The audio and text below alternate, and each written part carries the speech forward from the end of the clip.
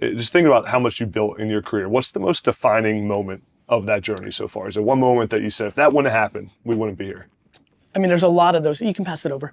There's a lot of those. I think when I think about defining moments, thank you so much. I don't think of it from a standpoint of like, oh, like this day that I just, this moment, when I went on YouTube and started the wine show, when Google bought YouTube for $1.7 billion, which at the time, to give you all context, would feel like a $500 billion exit today.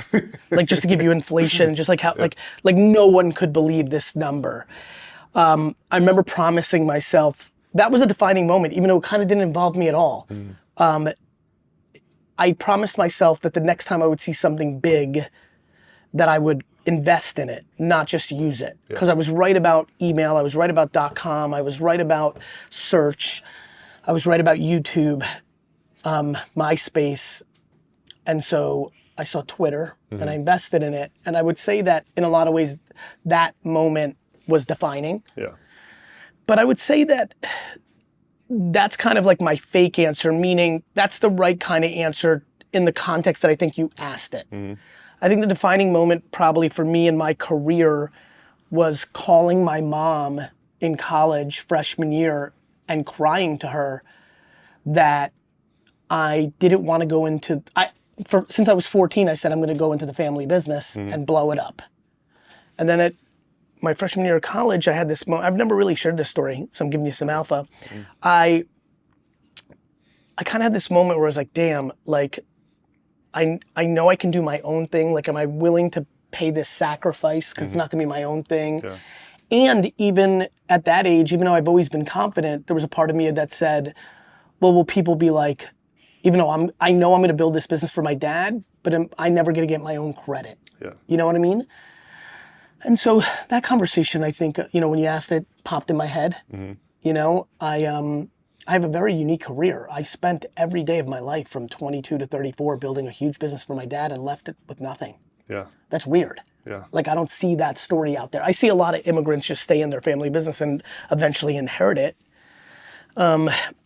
So, there's a lot of moments like, showing up on Dig Nation when that was like the biggest internet show in 2007, put me on the Twitter map. The Conan O'Brien appearance, I was kind of one of the first internet people to make it to like television.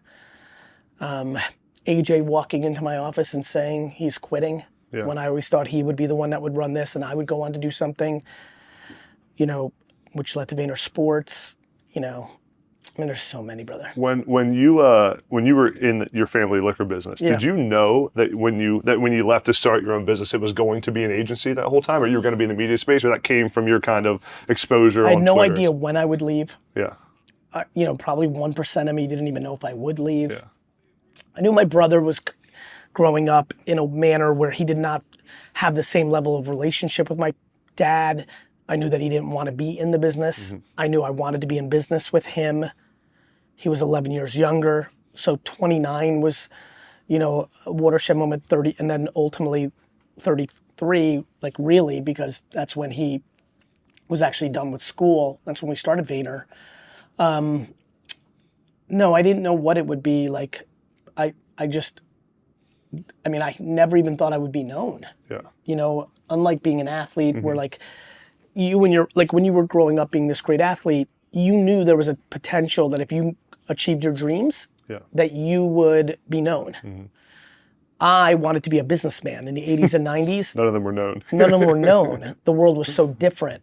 For the kids under 35, you can't even comprehend what like life was pre-internet. Everything was 100% different. Like in a way that you can't understand. Like in a way that AI is about to teach all of you. Like in 15 years, you'll be like, how did we live in a world without AI?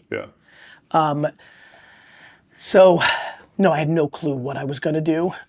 But I really didn't think about it again after that phone call when I was 18 until I was about 28, when I had, my first marriage, and like, I was like, oh, I'm a grown up now, and like, I have another family to take care of, and I realized I had no value. Like, meaning, like when I went to go get an apartment, they were like, yeah, we're not giving you a loan. I'm like, but I built Wine Library from 3 to 60 million. They're like, that's nice, your dad owns that, you own nothing. And that was like that was a watershed moment where it's like, fuck, you know, I was so obsessed, brother. Yeah. You know, like the athletes that actually make it to the league, there's an obsession. Yeah. I was obsessed with building a business for my parents. Nothing else mattered. Not my sex life, I'm being serious, not like friends, not like my own joy.